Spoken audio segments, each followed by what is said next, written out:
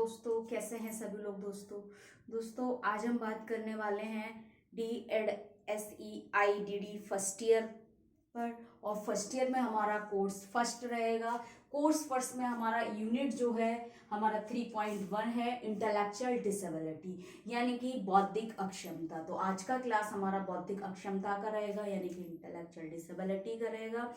बौद्धिक अक्षमता के बारे में जानेंगे, बौद्धिक अक्षमता क्या है, इसकी परिभाषाएं क्या क्या है और इसके कारण क्या क्या है, लक्षण एवं विशेषताएं क्या क्या है और बौद्धिक अक्षमता का वर्गीकरण और बौद्धिक अक्षमता का बचाव क्या है, इन सभी के बारे में जानेंगे। ठीक है, बौद्धिक अक्षमता क्या है दोस्तों। बौद्धिक अक्षमता जैसे कि नाम से स्पष्ट होता है, बौद्धिक अक्षमता। बौद्धिक मीन्स बुद्धि, ठीक है, इंटेलिजेंट। बुद्धि का मतलब आप सभी समझते हैं, ठीक है, इंटेलिजेंट। अक्षमता का मतलब असक्षम होना यानी कि बौद्धिक कार्यों में असक्षम होना। तो उन सभी बौद्धिक कार्यों में असक्षम होना जो कार्य हमारे बुद्धि से संबंधित है, सोचना, समझना, सीखना, परिवर्तन करना, व्यवहार प्रदर्शन करना, ग्रहण करना, अभिव्यक्त करना, ये सभी किससे संबंधित है, हमारा भाषा हो गया, संज्ञान हो गया, याद रखना, भूल जाना, ये सभी हमारा बौद्धिक स्थिति या बौद्धिक क्रियाओं से संबंधित है। तो बौद्धिक अक्षमता हम उस स्थिति को कहेंगे जो कहीं ना कहीं बौद्धिक कार्यों को प्रभावित करती है या बौद्धिक क्रियाओं को करने में असमर्थता, अक्षमता को हम बौद्धिक अक्षमता कहेंगे। बौद्धिक अक्षमता कब आएगी, जब हमारे बौद्धिक कार्यों में सीमितता होगी, हमारे अनुकूलन व्यवहार में सीमितता होगी या हमारी बौद्धिक स्तर या बौद्धिक लब्धि, जिसमें क्या होगा, या बौद्धिक लब्धि में कमी होगी, बौद्धिक स्तर में कमी होगी, तब उस स्थिति को हम बौद्धिक अक्षमता कह सकते हैं या बौद्धिक विकलांगता कह सकते हैं।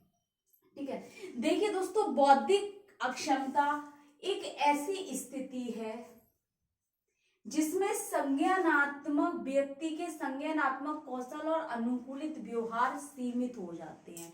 यानी कि बौद्धिक अक्षमता एक ऐसी स्थिति है, ऐसी कंडीशन है जिसमें क्या हो रहा है, किसी व्यक्ति के संज्ञानात्मक कौशल यानी कि हम कह सकते हैं उसके कॉग्निटिव स्किल्स यानी कि संज्ञानात्मक कौशल एवं अनुकूलित व्यवहार, अडेप्टिव बिहेवियर, दोनों क्या हो जाते हैं, सीमित हो जाते हैं या रुक जाते हैं, या संज्ञानात्मक कौशल विकसित नहीं हो पाए और वे रुक गए, सीमित हो गए, रुक गए, अनुकूलित व्यवहार करने में व्यक्ति के असमर्थ है, उसके अनुकूलित व्यवहार सीमित रह गए किसी स्तर तक या रुक गए।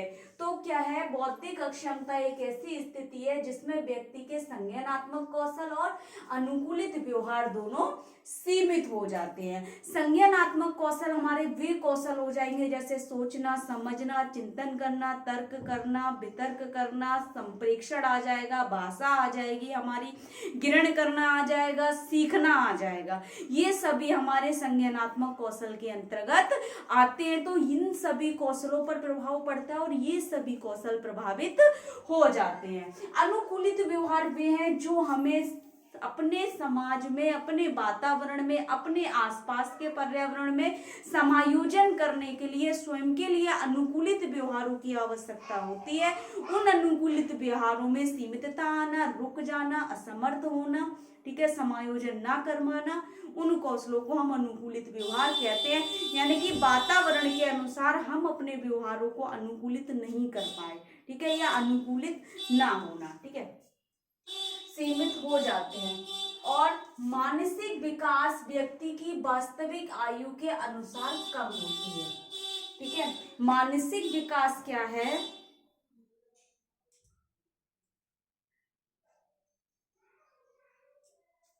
मानसिक विकास व्यक्ति की वास्तविक आयु के अनुसार कम होती है। यानी कि एक सामान्य व्यक्ति के अनुसार एक जो बौद्धिक अक्षम व्यक्ति होगा उसकी मानसिक स्थिति, हम कह सकते हैं उसकी मानसिक आयु जो होगी उसके वास्तविक स्थिति से कम होगी। मानसिक आयु वो है उसकी बुद्धि की, जैसे कि 10 साल का बच्चा है कोई, ठीक है, उसकी वास्तविक आयु 10 साल की है, लेकिन मानसिक आयु उसकी क्या है, 5 साल के बच्चे की या 2 साल के बच्चे की है, ठीक है ना। तो क्या कह रहे हैं कि बौद्धिक अक्षमता एक ऐसी स्थिति है जिसमें व्यक्ति के संज्ञानात्मक कौशल एवं अनुकूलित व्यवहार दोनों सीमित हो जाते हैं और मानसिक विकास व्यक्ति की वास्तविक आयु के अनुसार कम होती है। बौद्धिक अक्षमता व्यक्ति के बौद्धिक विकास से संबंधित सभी विकास को प्रभावित करती है।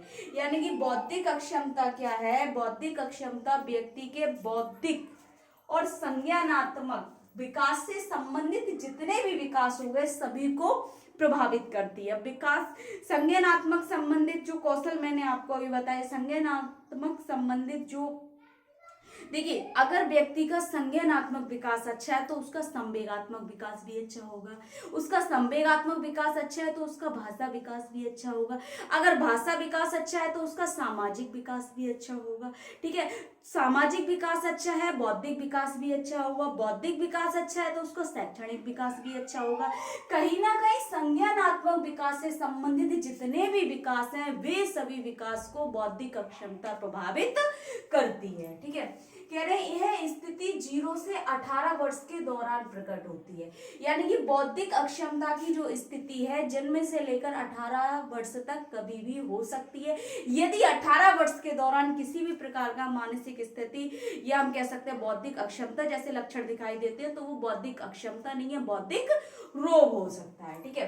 कह रहे हैं बौद्धिक अक्षमता एक स्थिति है, बीमारी नहीं है, इसलिए कुछ हद तक इसमें सुधार किया जा सकता है लेकिन पूर्ण रूप से ठीक नहीं किया जा सकता, क्योंकि बौद्धिक अक्षमता कोई बीमारी नहीं है, कोई भूत प्रेत नहीं है, कोई आत्मा का प्रकोप नहीं है, कोई संक्रमण नहीं है। बौद्धिक अक्षमता एक कंडीशन है, एक स्थिति है, कोई बीमारी नहीं है। बीमारी का इलाज है लेकिन जो कंडीशन है, स्थिति है, इसको सुधारा जा सकता है लेकिन इसको पूर्ण रूप से ठीक नहीं किया जा सकता। अब देखिए परिभाषा देखिए दोस्तों, डेफिनेशन देखिए इसकी पीडब्ल्यूडी के अनुसार 1995 में बौद्धिक अक्षमता का अर्थ किसी व्यक्ति के मस्तिष्क का अधूरे या अवरुद्ध विकास की दशा से है। यानी कि बौद्धिक अक्षमता का जो अर्थ है किसी ऐसे व्यक्ति के मस्तिष्क का अधूरे या अवरुद्ध विकास से, यानी कि उसका मस्तिष्क के विकास पूरा ना हुआ हो, अवरुद्ध विकास की दशा से है, जो विशिष्ट रूप से असामान्य बुद्धि लक्षण दिखलाता है। असामान्य बुद्धि लक्षण यानी कि एक सामान्य व्यक्ति जैसे लक्षण नहीं दिखता, असामान्य बुद्धि लक्षण दिखलाता है।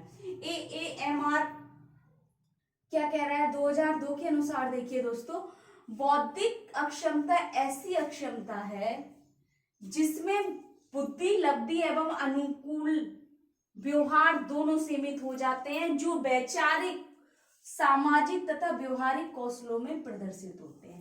यानी कि बौद्धिक अक्षमता एक ऐसी स्थिति है जिसमें क्या है, किसी व्यक्ति की बुद्धि, लब्धि यानी कि इंटेलिजेंट क्विटेंट, बुद्धि, लब्धि एवं अनुकूलित व्यवहार दोनों सीमित हो जाते हैं। जिस तरीके से व्यक्ति की बुद्धि का विकास होना चाहिए, बुद्धि लब्धि स्तर होना चाहिए, वे क्या होते हैं, किसी उम्र में रुक जाते हैं या सीमित हो जाते हैं, जो वैचारिक और सामाजिक व्यवहारिक कौशलों में प्रदर्शित होते हैं, ठीक है। अब इसका क्लासिफिकेशन क्या है दोस्तों, यानी कि बौद्धिक अक्षमता का वर्गीकरण।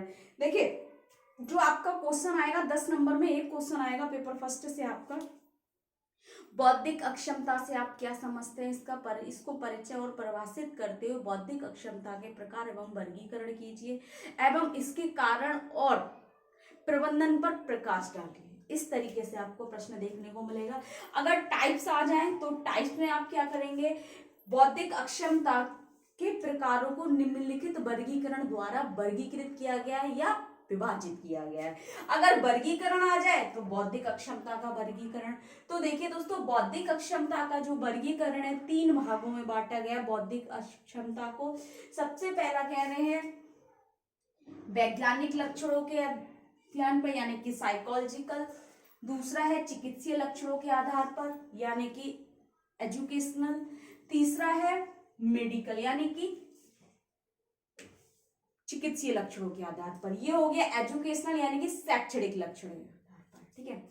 अगर हम इनके लक्षणों की बात करें कि बौद्धिक अक्षमता के लक्षण कौन कौन से हैं, तो जैसे देख लिया आपने, सामाजिक व्यवहार में कमी होगी, भाषा विकास में कमी होगी, संप्रेक्षण की कमी होगी, सीखने में धीमा होगा, ठीक है, और अनुकूलित व्यवहारों में कमी होगी, ठीक है, अपने वातावरण में सामंजस्य नहीं कर पाएंगे, वातावरण के अनुसार अनुकूलित नहीं रह पाएंगे। तो ये सभी इनके लक्षण और विशेषताएं हैं। तो क्लासिफिकेशन देखिए किस तरीके से किया गया है, इसका वर्गीकरण क्या किया गया है। सबसे पहला कह रहे हैं साइकोलॉजिकल, यानी कि मनोवैज्ञानिक आधार पर, मनोवैज्ञानिक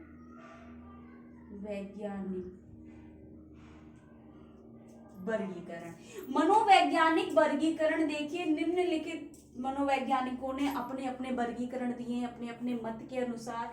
यहाँ पर आज हम टर्मन के अनुसार आपको बताएंगे मनोवैज्ञानिक वर्गीकरण में किस तरीके से बौद्धिक क्षमता को बांटा गया है। देखिए ये तो हो गए हमारा आईक्यू रेंज और ये हो गया नेम, यानी कि बुद्धि पराक्ष और उसके नाम।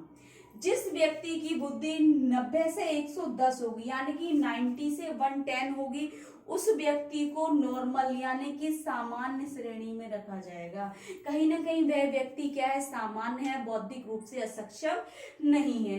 जिस व्यक्ति की 70 से 90 होगी, यानी कि 70 से 90 आईक्यू होगा जिसका, वो बॉर्डर लाइन में है, यानी कि सीमा रेखा पर है, किसी एक रेखा पर है, सीमा पर है, ना कम है ना ज्यादा, एक बॉर्डर लाइन पर चल रहा है, ठीक है ना, बॉर्डर लाइन। जिस व्यक्ति की 50 से 59 होगी, 70 होगी, ठीक है ना, तो उस व्यक्ति को 50 से 69 तक होगी, तो क्या होगा, उसको माइल्ड यानी कि अल्प मानसिक मंदता के अंतर्गत रखा जाएगा, माइल्ड मेंटल रिटार्डेशन। ठीक है, कभी कभी आपको ये फुल फॉर्म भी आ जाती है कि MMR क्या है, तो आपको पता होना चाहिए माइल्ड मेंटल रिटार्डेशन। ठीक है, 35 से 49 की जिसका अगर आईक्यू लेवल होगा उसको मॉडरेट मेंटल रिटार्डेशन कहा जाएगा, यानी कि अति अल्प मानसिक मंदता।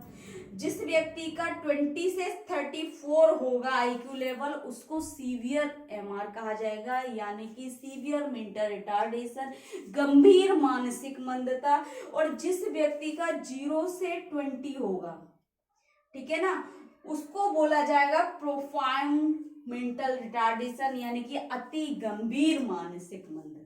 ठीक है, तो इस तरीके से ये आईक्यू रेंज के अकॉर्डिंग मनोवैज्ञानिक आधार पर इसको वर्गीकृत किया गया है। इसी के आधार पर शैक्षणिक वर्गीकरण जो किया गया है, बौद्धिक असक्षम व्यक्तियों के बौद्धिक लब्धि के अनुसार इनको कुछ शैक्षणिक वर्गीकरण में बांटा गया है। जैसे सबसे पहले कह रहे हैं, यहाँ है शैक्षणिक वर्गीकरण, शैक्षणिक वर्गीकरण, एजुकेबल यानी कि शैक्षिक, शैक्षणीय, ठीक है, ट्रेनेबल प्रशैक्षणिक,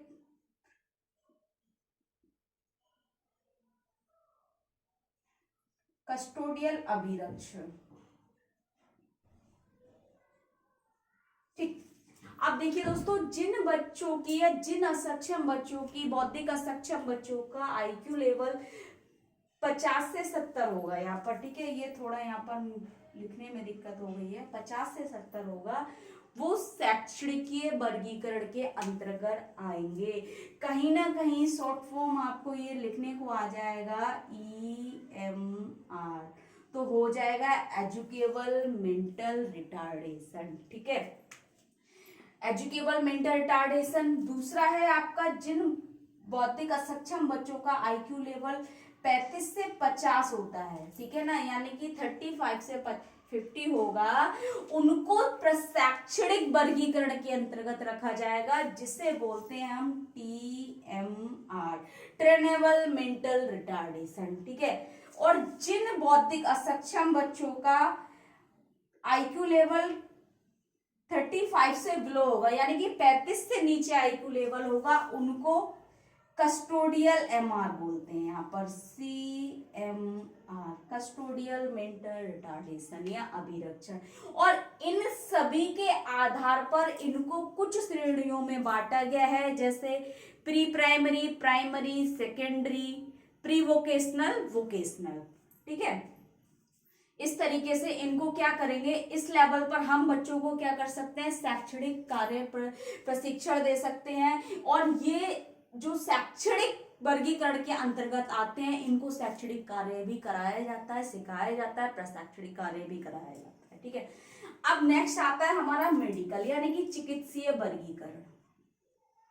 चिकित्सीय वर्गीकरण, चिकित्सीय वर्गीकरण में देखिए दोस्तों, चिकित्सीय वर्गीकरण में कुछ ऐसे चिकित्सीय लक्षणों के आधार पर वर्गीकरण किया गया है जिन बौद्धिक असक्षम बच्चों में चिकित्सीय लक्षण प्रदर्शित होते हैं, तो उनको इस तरीके से वर्गीकृत किया गया है। उनकी कंडीशन जैसे कि डाउन सिंड्रोम, 21वीं गुणसूत्रीय असामान्यता, हाइड्रोसेफेलिस यानी कि माइंड में सेरेब्रल स्पाइनल फ्लूइड बढ़ जाने के कारण, माइक्रोसेफेलिस यानी कि क्या है, मस्तिष्क का अविकसित होना या मस्तिष्क का असामान्य रूप से विकास होना, और टर्नर सिंड्रोम, ये सभी क्या है हमारे चिकित्सीय वर्गीकरण के प्रकार हैं। तो देखिए दोस्तों, बौद्धिक अक्षमता के जो प्रकार हैं मनोवैज्ञानिक आधार पर, शैक्षणिक आधार पर और चिकित्सीय आधार पर, ठीक है, यानी मनोवैज्ञानिक लक्षणों के आधार पर, शैक्षणिक लक्षणों के आधार पर, चिकित्सीय लक्षणों के आधार पर, ठीक है, 3 भागों में बांटा गया है। अगर हम इसकी बात करें कि बौद्धिक अक्षमता के जो कारण हैं यानी कि कॉजेज क्या क्या है, किस कारणों से, तो निम्नलिखित कारण है। सबसे पहला है प्रीनेटल, पेरीनेटल, पोस्टनेटल। प्रीनेटल का मतलब है जन्म से पूर्व या हम कह सकते हैं प्रसव पूर्व, ठीक है, जन्म से पूर्व की अवस्था। क्या क्या कारण है प्रीनेटल पर, देखिए गुणसूत्रीय विकार यानी कि किसी भी प्रकार का गुणसूत्रीय विकास जन्म से पूर्व, जैसे कि हमारा गुणसूत्रीय विकास जैसे कि डाउन सिंड्रोम क्या एक गुणसूत्रीय असामान्यता है, जो 21वीं गुणसूत्रीय असामान्यता के कारण क्या होता है कि डाउन सिंड्रोम जैसी कंडीशन होती है, जिसका कारण मेडिकल में हमने देखा, मेडिकल क्लासिफिकेशन में, ठीक है। दूसरा है संक्रमण यानी कि किसी प्रकार का बच्चे को या माँ को कोई संक्रमण है, जैसे रूबेला हो गया, खसरा हो गया, टीबी हो गया, टिटनेस हो गया, थायराइड हो गया, ठीक है, अगर हम बात करें तो डायबिटीज हो गया, ये सभी किसी भी प्रकार के कोई भी संक्रमण जो बच्चे को लगे हो या माँ का संक्रमण बच्चे को प्रभावित करे, ठीक है। माँ के द्वारा नशीले पदार्थों का सेवन हो गया, केंद्रीय तंत्रिका संरचना विकार में आ जाएंगे हमारे हाइड्रोसेफेलिस, ठीक है, माइक्रोसेफेलिस, ठीक है, और एक और भी है इसमें, ठीक है, स्पेंसेफेलिस, ठीक है।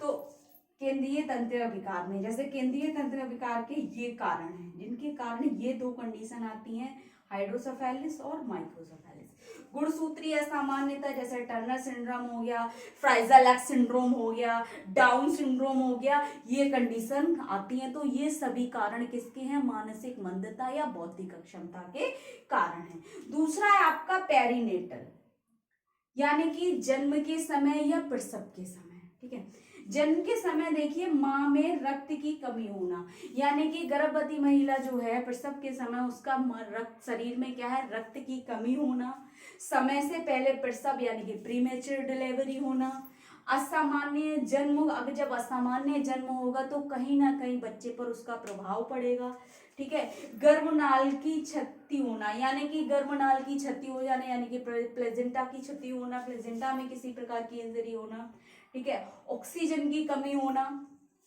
प्रसव के समय ऑक्सीजन की कमी हो जाना, ठीक है, यानी कि बच्चे को हो सकता है मानसिक लकवा हो जाए अगर ऑक्सीजन की कमी हो जाए, उसके कारण भी बच्चा मानसिक मंद हो जाता है। उसका लो बर्थ वेट बेबी यानी कि वजन कम होना, ठीक है।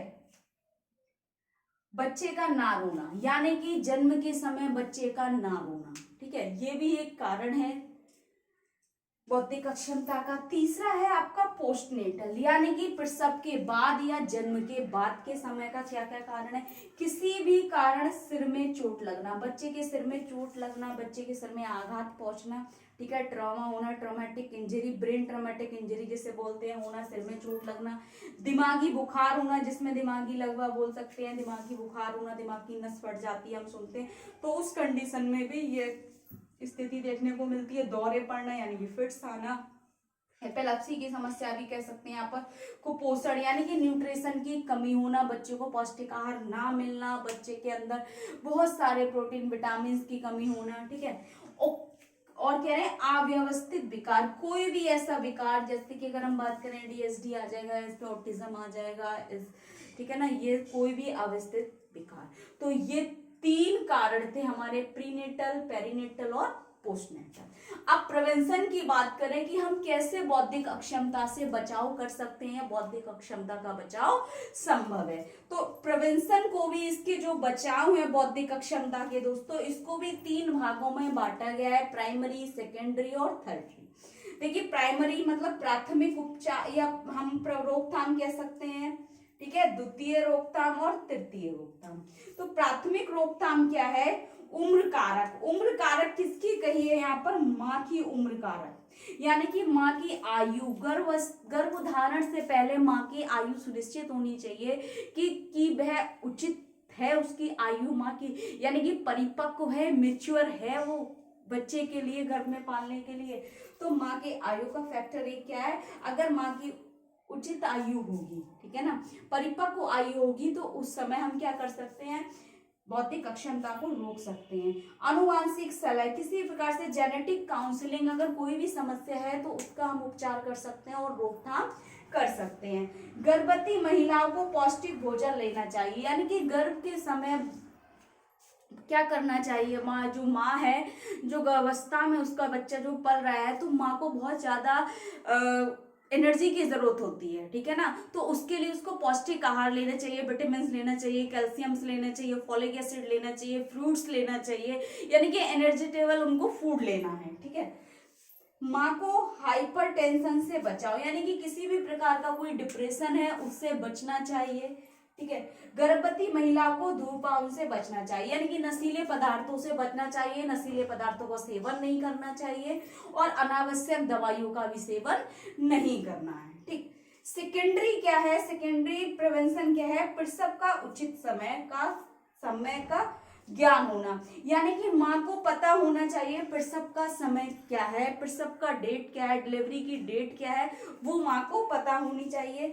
अच्छे अस्पताल में प्रसव की प्राथमिकता, यानी कि जब बच्चे का डिलीवरी हो रहा है, माँ का डिलीवरी हो रहा है, तो कहीं ना कहीं अच्छे हॉस्पिटल होना चाहिए, ताकि उसमें अगर किसी भी चीज कोई भी समस्या आ रही है ड्यूरिंग टू डिलीवरी, तो वहां पर उसका रोकथाम की जाए और वहां पर उसको ट्रीटमेंट दिया जाए अच्छा, जैसे ऑक्सीजन की कमी हो गई, ठीक है, हाई ब्लड प्रेशर हो गया, तो वहां पर ऐसे सारी सुविधाएं होनी चाहिए, इसलिए अच्छे अस्पताल में प्रसव होना चाहिए। साफ सुथरा वातावरण संक्रमण से बचाओ, यानी कि जो बच्चे और माँ का जो वातावरण है, एक तो साफ सुथरा होना चाहिए और संक्रमित नहीं होना चाहिए, ताकि किसी भी प्रकार का कोई भी संक्रमण बच्चे के विकास को प्रभावित करे, ठीक है। शीघ्र हस्तक्षेप कार्यक्रम में भाग लेना, अगर कोई भी ऐसी स्थिति, बौद्धिक अक्षमता वाली स्थिति अगर सामने आ रही है, तो वहां पर अर्ली इंटरवेंशन जो प्रोग्राम होते हैं उनमें पार्टिसिपेट करना चाहिए। थर्ड ये जो प्रिवेंशन है, कह रहे हैं सिर के आघात से बचाओ, यानी कि क्या करना है, हमें ध्यान रखना है बच्चे के स्वास्थ्य का, शरीर का, कि किसी भी कारण बच्चे का सिर में आघात, यानी कि उसके ब्रेन में किसी भी प्रकार की कोई इंजरी ना हो, कोई दिमागी बुखार जैसी समस्या ना हो, कोई आघात ना हो, किसी प्रकार से कोई क्षति ना पहुंचे, ठीक है। उचित पर्यावरण, यानी कि ऐसा वातावरण देंगे जहां बच्चे का बौद्धिक विकास पूर्ण रूप से और अच्छा हो सके, ठीक है। उच्च ज्वर की तुरंत रोकथाम, यानी कि यदि बच्चे को किसी भी प्रकार से बहुत ज्यादा अधिक फीवर हो रहा है, ठीक है ना, तो उसके टाइम क्या करेंगे, हम उसको क्या करेंगे, रोकथाम करेंगे, उसका प्रिवेंशन करेंगे, ठीक है ना, किसी अच्छे डॉक्टर के पास जाएंगे, मेडिकल जाएंगे या हॉस्पिटल जाएंगे और उसका वहां पर उपचार कराएंगे, ठीक है, फर्स्ट एड कराएंगे। पौष्टिक भोजन, यानी कि बच्चे के विकास के लिए जिन जिन पौष्टिक भोजन की आवश्यकता होती है वो सभी न्यूट्रिशन का हमें ध्यान रखना है। तो ये हमारे प्रिवेंशन थे, यानी कि बचाव थे बौद्धिक अक्षमता के दोस्तों।